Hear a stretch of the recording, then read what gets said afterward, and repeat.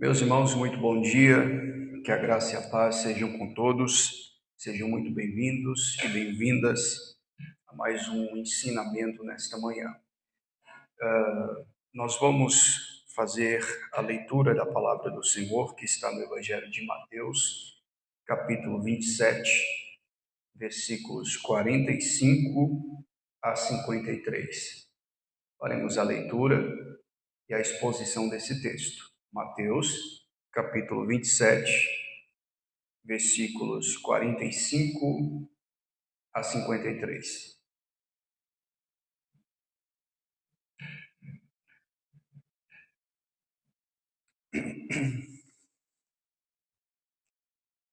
Todos acharam? Diz assim a palavra do Senhor. Desde a hora sexta até a hora nona, houve trevas sobre toda a terra.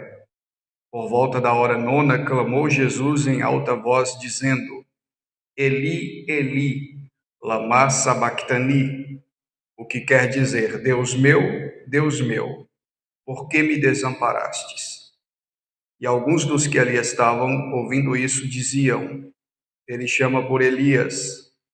E logo um deles correu a buscar uma esponja e, tendo-a embebido no vinagre, colocando na ponta de um caniço, deu-lhe de beber. Os outros, porém, diziam: Deixa, vejamos se Elias vem salvá-lo. E Jesus, clamando outra vez, com grande voz, entregou o Espírito. Eis que o véu do santuário se rasgou em duas partes, de alto a baixo. Tremeu a terra, fenderam-se as rochas, abriram-se os sepulcros, e muitos corpos dos santos que dormiam ressuscitaram. E saindo dos sepulcros, depois da ressurreição de Jesus, entraram na cidade santa e apareceram a muitos. Somente até aqui. Vamos orar. Pedir ao Senhor que Ele possa nos dar alguns minutos aqui de reflexão, que Ele possa falar aos nossos corações. Amém? Oremos. Senhor nosso Deus, nesta manhã, aqui estamos mais uma vez diante da Tua presença para bendizê-lo, para engrandecê-lo. Queremos, ó Pai, nos humilhar diante da Sua face nesta manhã e apresentar ao Senhor as nossas vidas, os nossos corações, porque somos muito falhos e necessitamos da sua misericórdia para conosco. Tenha misericórdia da nossa alma. Fala conosco nesta manhã, não aquilo que queremos, mas aquilo que precisamos ouvir. Que o teu Espírito possa aplicar este sermão em nossos corações. Receba a glória para si e que este culto nesta manhã seja para nos conformar à imagem de Jesus. É o que nós te pedimos, para a glória do teu santo e poderoso nome. Amém. Meus queridos, nós vamos nos dedicar alguns minutos aqui nesta manhã e nós falaremos sobre um Deus insatisfeito. Quero falar com vocês nesta manhã sobre um Deus insatisfeito. Como assim, pastor? Um Deus insatisfeito. Quando nós abrimos a palavra e encontramos o relato de Mateus, que escreveu o seu evangelho aos judeus, relatando a respeito da crucificação de Jesus no Gólgota, no Getsêmani. No capítulo 27, o evangelista Mateus, ele dedica vários versículos, e a epígrafe do capítulo 27 diz: Jesus entregue a Pilatos. Quando Jesus esteve diante de Pilatos, eu costumo dizer que foi a verdade estando diante da mentira, porque ali naquele momento estava cumprindo-se as profecias de que o Messias seria entregue como um cordeiro diante dos seus tosqueadores.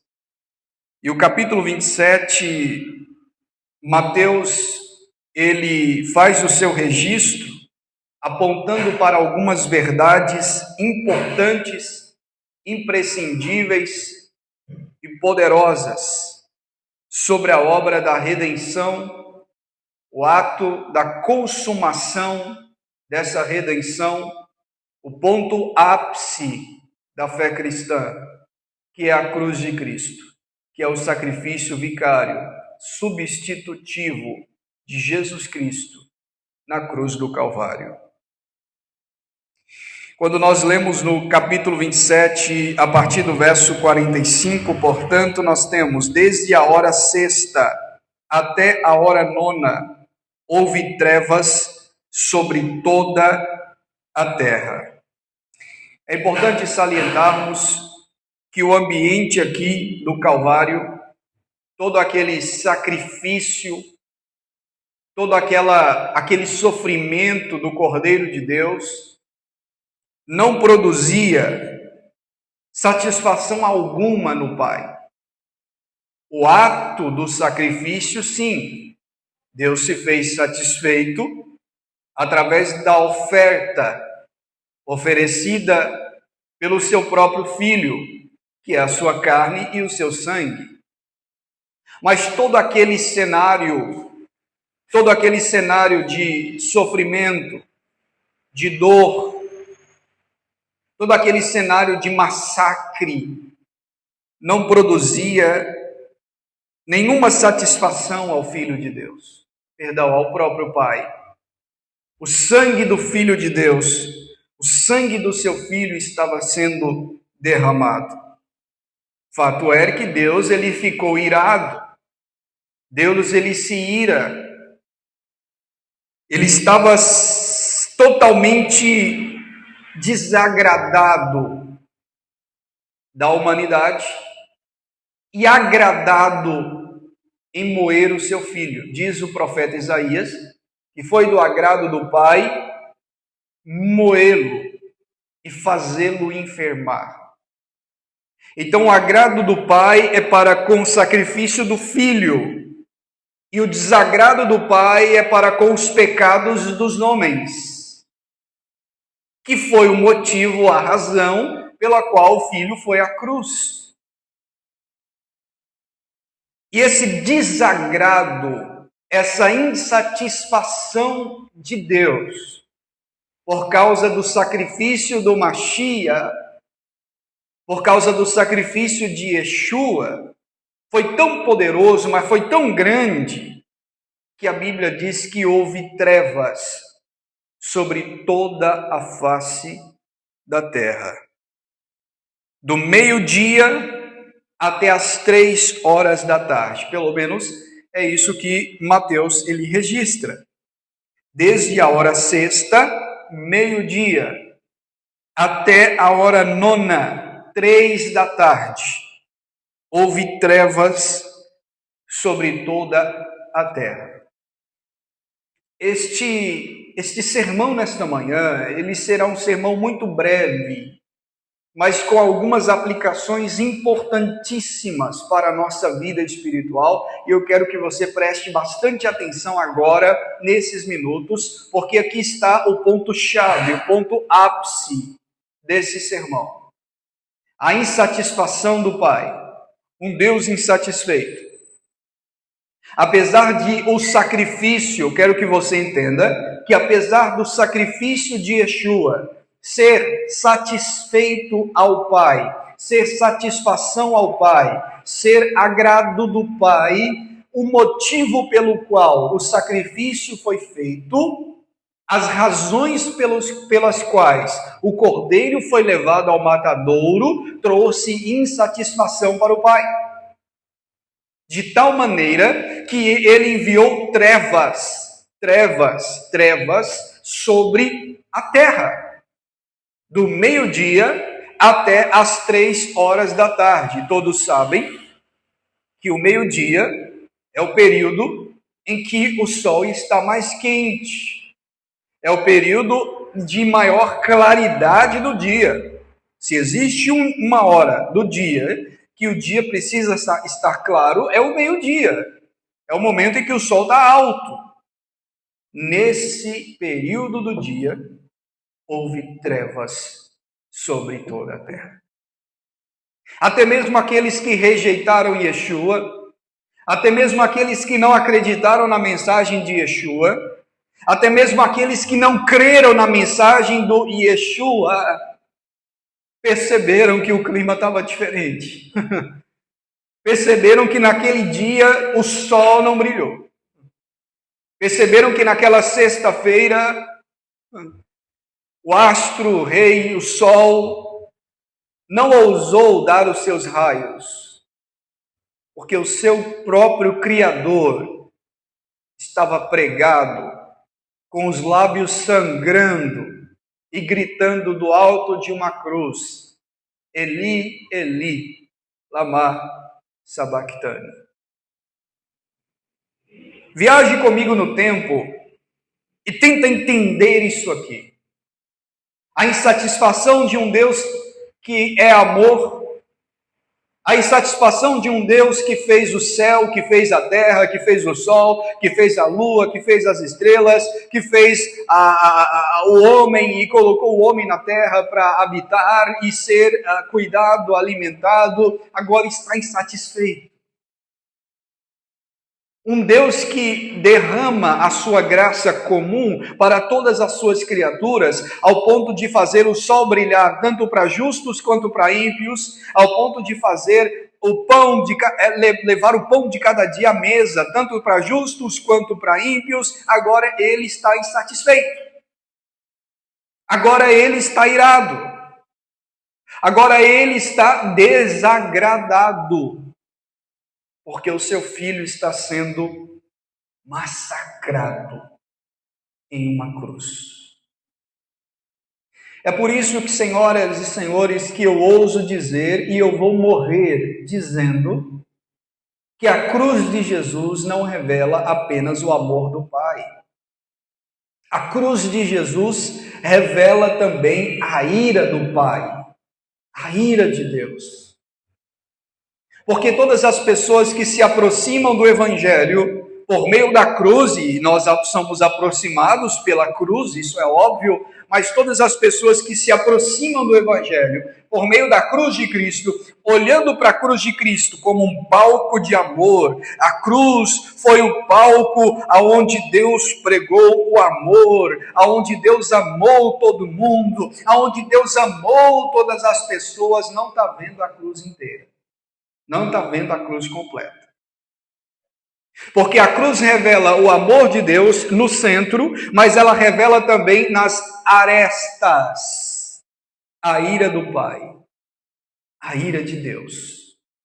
Porque foi por sua causa que Jesus foi para a cruz. Foi por conta do seu pecado que Jesus foi para a cruz. Foi por conta dos seus adultérios, das suas mentiras, da sua vida ímpia, pecadora, miseravelmente corrupta, que Cristo foi à cruz. Como é que eu vou pegar essa mensagem e vou reduzi-la a apenas um ponto central, que é o amor?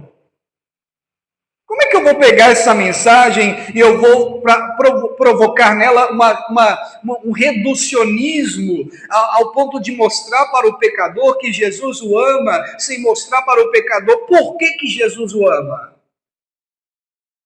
Você entende agora por que nós pregamos também que Deus é um Deus justo e que não salva todas as pessoas? Você entende agora por que Deus, ele é um Deus tão justo, mas tão justo, que ele escolheu o seu povo, a sua igreja, e deu o seu filho, derramou o seu sangue pelo seu povo, e não por todas as pessoas? Porque nem todas as pessoas creem na mensagem. Nem todas as pessoas entendem a profundidade dessa mensagem. Somente aqueles em que o Espírito Santo convenceu do pecado, da justiça e do juízo. Ora, a Bíblia diz que ele mesmo fez vasos de ira e vasos de misericórdia. Ele é o oleiro, ele tem o poder sobre as massas. Ele pode, do mesmo barro, fazer um vaso para fins honrosos e um vaso para fins desonrosos. Mas Deus será injusto ao fazer isso, reverendo? Paulo responde você. Mas quem é você para contender com o oleiro que o fez? Quem é você para dizer ao oleiro o que ele deve ou não fazer? Ou seja, quem olha para a cruz de Cristo e vê o amor de Deus se estendendo a toda a humanidade, não vê a cruz de Cristo completa. Porque a cruz de Cristo revela o amor dele para com a noiva, que é a igreja, e a ira dele para com o mundo. Isso está aqui no capítulo 27, versículo 45. Olha comigo novamente. Desde a hora sexta até a hora nona, houve trevas sobre toda a terra. Nasceu flores sobre a terra? Nasceu jardins sobre a terra? Não. Houve trevas sobre toda a terra. E por qual motivo houve trevas sobre a terra? O comentarista William Hendrickson, comentando esse versículo, vai apontar diretamente para essa posição de que houve trevas sobre toda a terra por causa da ira de Deus que estava sobre os homens. O príncipe dos pregadores Charles Haddon Spurgeon, comentando também esse texto, vai entrar dentro desta perspectiva de que houve trevas sobre toda a face da terra, justamente por conta da ira de Deus que estava sobre toda a humanidade. Deus estava irado. Deus estava irado com os homens.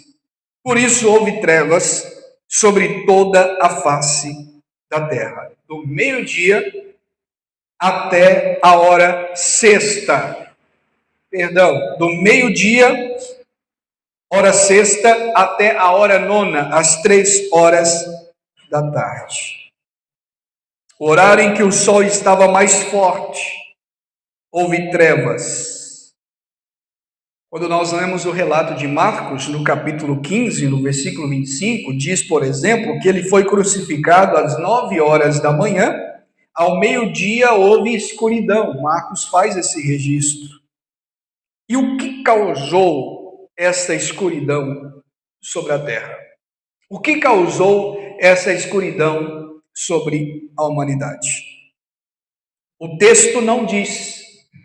Mas, como eu disse, alguns comentaristas, eles vão analisar o texto e vão chegar à conclusão de que as nuvens ficaram escuras porque cobriram o sol e o dia ficou escuro. As nuvens vão cobrir o sol e a escuridão vai se prolongar do meio-dia até as 3 horas da tarde. Provavelmente pode ter acontecido, talvez, até um eclipse do sol naquele dia. Um eclipse solar. Tudo isso indicando o que o próprio Jesus havia predito. O William Hendrickson, citando mais uma vez, ele vai comentar de que Jesus havia predito essa escuridão em Mateus capítulo 24, versículo 29, quando Jesus diz que no último dia, no seu sermão escatológico de Mateus 24, Jesus diz que no último dia haverá escuridão. Claro que isso, Mateus capítulo 24, aponta para uma perseguição judaica que vai acontecer no ano 70, assim também como Marcos capítulo 13, apontam para a perseguição no ano 70, depois de Cristo, mas com aspectos proféticos também para a crucificação e também para o dia da volta de Jesus, que será, por exemplo, o último dia. Portanto, a escuridão daquele dia revela a ira de Deus sobre a humanidade. A ira de Deus sobre os homens. Então, aqui no verso 45, Mateus faz o registro, mostrando que houve escuridão da hora do meio-dia até a hora nona, às 3 da tarde, mostrando que foi uma amostra grátis, na verdade, do dia final, do dia em que ele virá para julgar com justiça este mundo e os povos. O ambiente era ameaçador, o ambiente era perigoso, o ambiente ele era tenebroso naquele dia, o dia em que Jesus foi crucificado. Pouco antes de morrer, houve trevas, pois Deus ele não estava satisfeito. Deus estava insatisfeito com os homens que trocaram a verdade pela mentira. Deus estava insatisfeito com os homens. O seu rosto estava enrijecido para a humanidade. O olhar de Deus estava pesado sobre a terra. A ira de Deus foi tanta que a luz do sol fugiu de sua face, pois o seu filho foi brutalmente rejeitado. Seu filho foi brutalmente esquartejado naquela cruz. A natureza tremeu, porque houve aspectos físicos, naturais que ocorreram naquele dia, como por exemplo o tremor, como por exemplo a escuridão. A natureza, ela temeu e tremeu naquele dia. Aquelas trevas falam muito, gente, de forma muito, em um aspecto temporal, porque não durou muito, foi do meio-dia até as 3 da tarde, mas aquelas trevas nos apontam para trevas espirituais que estão sobre a humanidade, que não creem na mensagem de Yeshua, que não creem na mensagem de Jesus, que não creem na mensagem de Cristo, ou seja, na mensagem do Evangelho. Todos aqueles que ouvem a pregação do Evangelho e não creem nessa mensagem do Evangelho não estão na luz. O próprio Jesus diz, lá em João, que aqueles que são de Deus, esses estão na luz.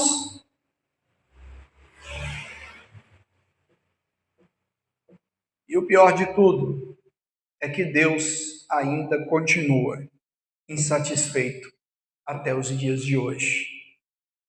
Porque as trevas naquele dia, na sexta-feira, se dissiparam às 3 da tarde. Mas as trevas espirituais, para os não eleitos, para aqueles que não creem na mensagem do reino, ainda perduram, ainda permanecem. Romanos capítulo 1, versículo 18, a Bíblia diz que eles trocaram a justiça pela impiedade, e a ira de Deus permanece sobre eles. Ou seja, aqueles que não creem na mensagem de Jesus, a ira de Deus está sobre eles. Não há não tem como distinguir isso do Evangelho. Não tem como separar isso do Evangelho. Aqueles que são eleitos, os nascidos de Deus, são de Deus. Aqueles que não são eleitos, os nascidos do mundo, são do mundo. Do mundo são, diz a Bíblia. De Gênesis a Apocalipse, a gente vai encontrar Deus separando o seu povo e condenando outros. Esse é o Deus da Bíblia. Vai discutir com Deus. Vai ler as Escrituras, de Antigo a Novo Testamento, a gente vê Deus salvando pessoas e condenando pessoas. Salvando pessoas e condenando pessoas, porque esse é o que ele faz. Ele salva quem quer e condena quem quer, diz Paulo. Não depende de quem quer ou de quem corre, mas de Deus usar a sua misericórdia. Porque ele diz a Faraó, terei misericórdia de quem me aprouver ter misericórdia, terei compaixão de quem me aprouver ter compaixão. É ele que tem, ponto e final. A soberania de Deus não é discutível, ela é aceitável. Isso deve gerar temor e tremor em nossos corações. Isso deve gerar temor e tremor, porque os ímpios rejeitaram a mensagem. Por isso as trevas estão sobre eles. Isso deve gerar temor e tremor, porque as trevas é um sermão. As trevas é um sermão. As trevas nos ensinam, as trevas estão mostrando a ira de Deus sobre os homens. Por isso que o Evangelho nos constrange. Porque não é só o amor de Deus, é a ira de Deus também, aplicada sobre o mundo. Mas a ira de Deus que estava sobre nós, os eleitos, foi aplicada sobre Jesus. Isso aqui a gente vai chamar, em teologia reformada, de a doutrina da substituição penal. O que é a doutrina da substituição penal? Imputação, imputação. Nossos pecados e a ira de Deus que estava sobre nós foi imputada em Jesus, ou seja, inserida em Jesus. E a justiça de Jesus foi imputada em nós, ou seja, justificação. O Evangelho nos constrange, porque não é só o amor de Deus, mas é também a sua misericórdia sobre nós e a sua ira sobre os não eleitos. Então a mensagem da cruz, meus irmãos, ela está repleta da ira de Deus sobre o pecado e também sobre o pecador. A ira de Deus sobre o pecado e também sobre o pecador, que não se arrepende. O pecador inconverso. O pecador que não se arrepende, que não se dobra, que não se quebra. Então nós temos um abandono temporário aqui. Veja só, por exemplo, a partir do verso 46 até o verso 49, o que Mateus faz o seu registro aqui. Verso 46. Por volta da hora nona, ou seja, 3 da tarde, clamou Jesus em alta voz, dizendo: Eli, Eli, lama sabachthani, que quer dizer: Deus meu, por que me desamparastes? E alguns dos que ali estavam ouvindo isso diziam: ele clama por Elias. E logo um deles correu a buscar uma esponja, tendo embebido em vinagre, colocou na ponta de um caniço e deu-lhe de beber. Os outros, porém, diziam: deixa, vejamos se Elias vem salvá-lo. Verso 49. Aqui nós temos, em primeiro lugar, no verso 45, as trevas sobre a face da humanidade, do meio-dia às 3 da tarde. Um abandono que ainda permanece sobre toda a humanidade. Mesmo que as trevas dissipou-se às 3 da tarde, essas trevas de forma espiritual ainda continuam sobre os homens. E nós temos, a partir do verso 46 até o verso 49, um abandono temporário, que é o abandono do pai para com o seu filho. Porque lá naquela cruz, Jesus vai dizer: Deus meu, por que me desamparastes? Lama sabachthani, por que me desamparastes? Nós temos um abandono temporário aqui, porque esse abandono durará somente aquele período da cruz. Porque ele bradou a última vez que ele falou, está no versículo de número, no capítulo 26, versículo 64, na narrativa de Mateus. Eloi ou Eli, lama sabachthani, que são palavras aramaicas, que a tradução é: Deus meu, por que me abandonastes? Essa lamentação do Messias naquela cruz é uma citação de Salmo 22, verso 15. Salmista, lá no Salmo 22, em um salmo messiânico, ele vai dizer: Deus meu, por que me desamparastes? É uma citação do Salmo 22, verso 15. E aqui ele diz: Deus meu, porque ali ele está como filho. Ele está como filho. Por isso, meus irmãos, o capítulo 27, verso 35, alude ao Salmo 22, o capítulo 27, verso 39, também de Mateus, remete ao Salmo 22. O verso 43, o texto continua, vejamos comigo novamente. Lá no verso 43, lá acima, Confiou em Deus, pois venha livrá-lo agora, se de fato lhe quer bem, porque disse: sou filho de Deus. E os mesmos impropérios lhe diziam também os ladrões que haviam sido crucificados com ele. Veja que quando ele estava sendo interrogado, ele foi blasfemado durante praticamente a noite inteira, cuspido, escarnecido, inclusive até os ladrões que estavam com ele. Ou seja, ele sofre ali uma espécie de um abandono do Pai durante aquele momento, para que se cumprisse a profecia, ao ponto de, na cruz, no ápice desse abandono, ele dizer: Deus meu, por que me desamparastes? O sofrimento era muito grande. Era muito grande. O salmista, no Salmo 22, verso 15, diz: deixaste-me no pó, à beira da morte. É uma profecia no próprio livro de Tererim, no próprio livro de Salmos, apontando para o sofrimento de Jesus, apontando para o sofrimento do Messias. Isso é muito interessante, é muito importante nós destacarmos aqui nesta manhã. Mas vamos resumir. Lá no verso de número 47, o texto continua. E alguns dos que ali estavam ouvindo isso diziam: ele clama por Elias. E logo um deles correu a buscar uma esponja, e tendo-a bebido de vinagre, colocou-a na ponta de um caniço e deu-lhe de beber.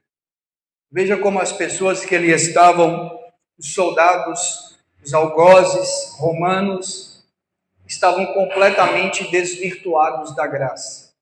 Não estavam entendendo absolutamente nada, porque aqui está o abandono de Deus sobre esse pessoal. O abandono de Deus sobre eles, pelo fato deles não entenderem todo aquele cenário de sacrifício. Eles não entenderem completamente todo esse cenário de sofrimento. Mas nós temos um último ponto que está do verso 50 até o verso 53, e a gente vai aplicar esse sermão. Veja comigo o texto.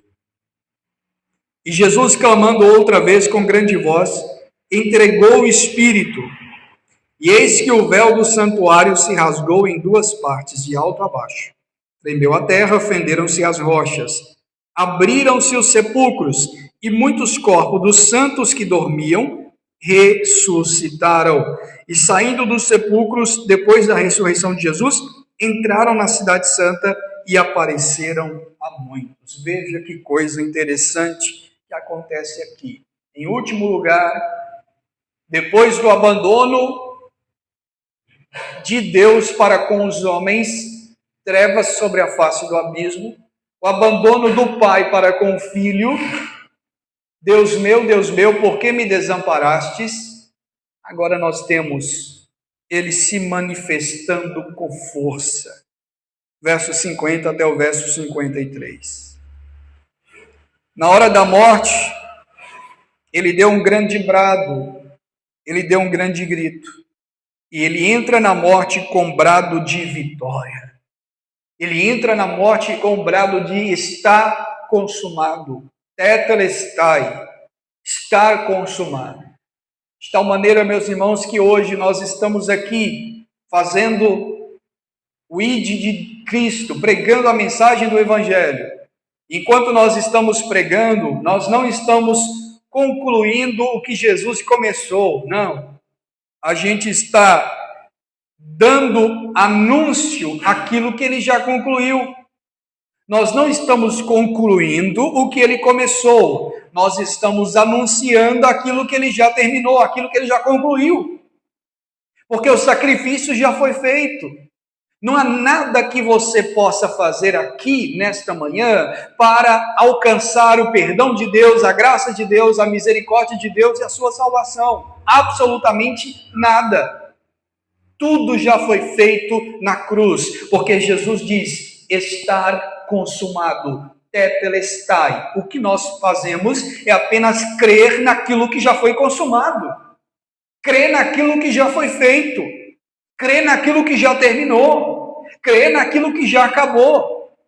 Porque naquela cruz ele sorveu completamente o cálice da ira de Deus que estava sobre nós e que ainda permanece sobre o mundo, mas estava sobre nós. E uma vez estando sobre nós, Cristo assume completamente a nossa culpa, sendo aquele que vai ser o substituto dos filhos de Deus, e ele vai ser o nosso substituto naquela cruz, e vai pagar completamente pela nossa culpa, trazendo sobre nós a redenção e a justificação. Louvado seja o nosso Deus. Mateus finaliza aqui, no verso 51 até o verso 53, sobre o santuário, o véu do templo, a cortina do véu, que era a cortina do santuário, que era o véu, que se rasgou de alto a baixo. Aquela cortina, ela pesava, ou aquele véu pesava cerca de 15 toneladas.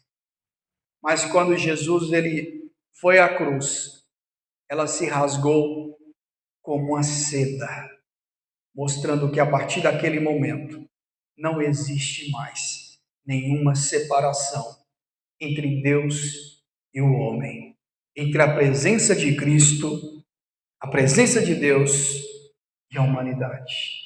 O abandono para com os eleitos é temporário. O abandono do Pai para com os não eleitos é eterno. Motivo? A cruz de Jesus.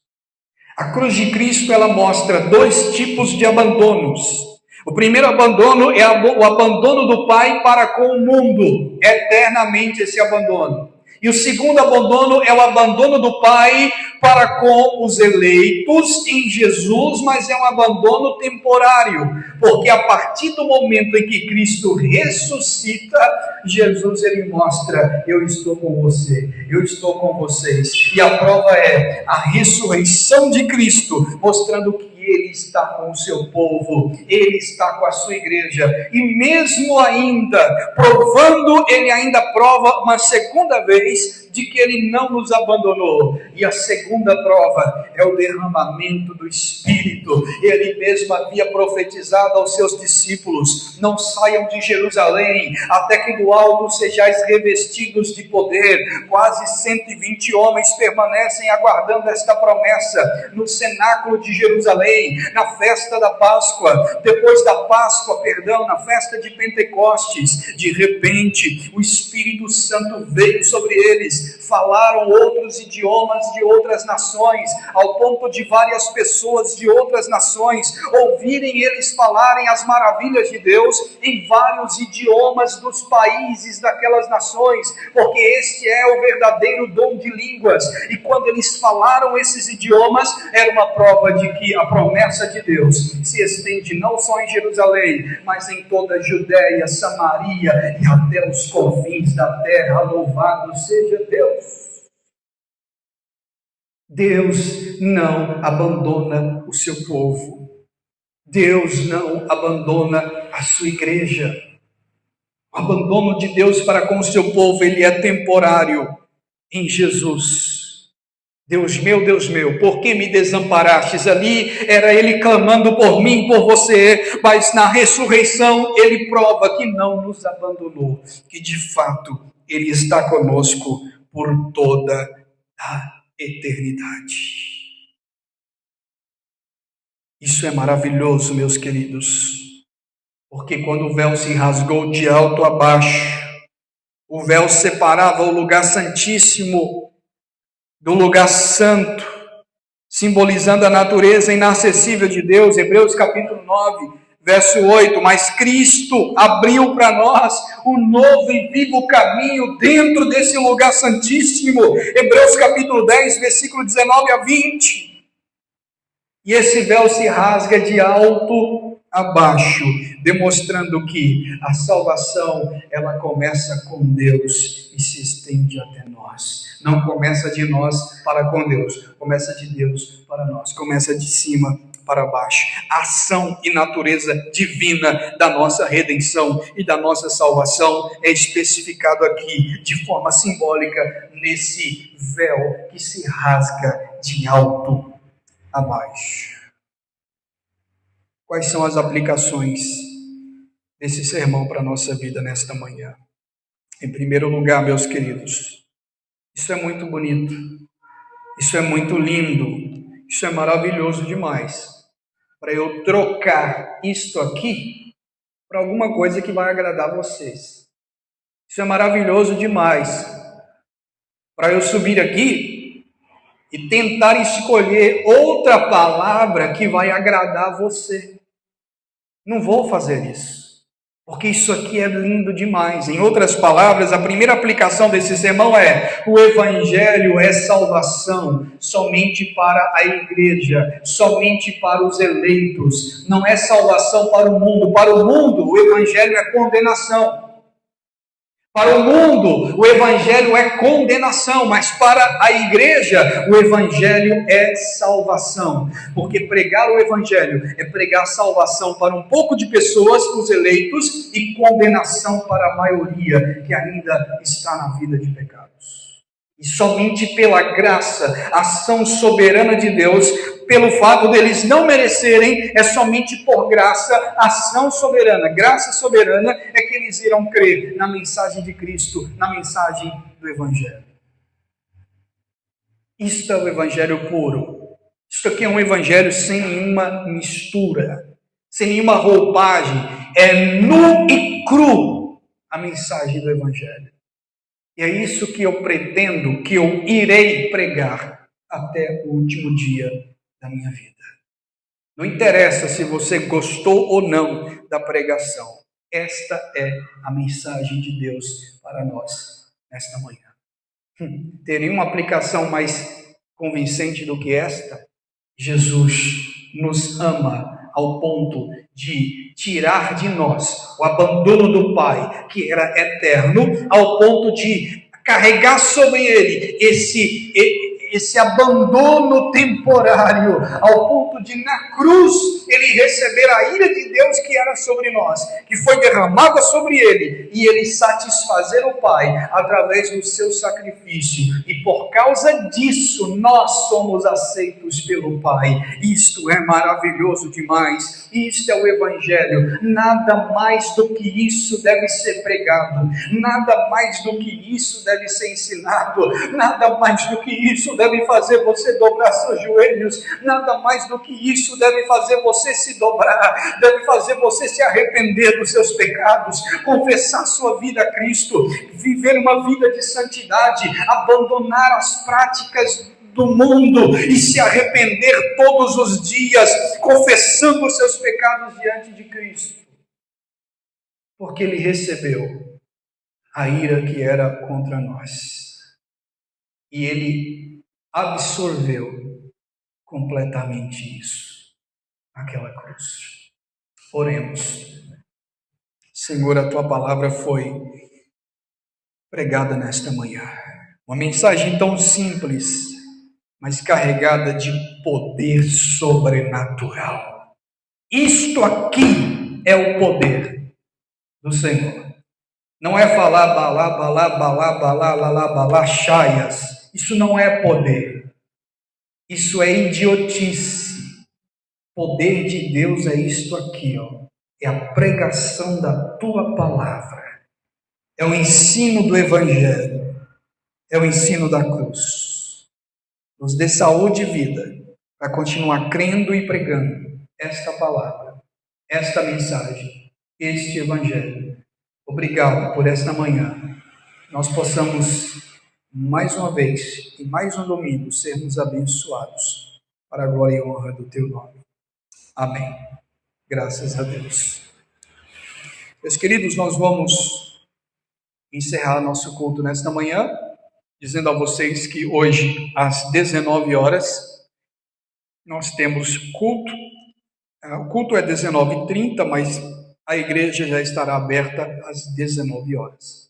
Você é o nosso convidado especial. Quero agradecer a todos que estão aqui nesta manhã, aqueles que também nos nos acompanham pela internet. Seja Deus louvado pela vida de todos vocês. Amém? Você que sentir de nos ajudar com suas contribuições, fique à vontade para contribuir. Para quem nos acompanha pela internet, eu vou fixar o cartaz, um cartazinho, um banner com as informações de contribuições para vocês contribuir e ajudar a obra do Senhor. Amém? Deus abençoe vocês, ótimo domingo, bom descanso, até mais tarde, às 19 horas, para a glória do Senhor.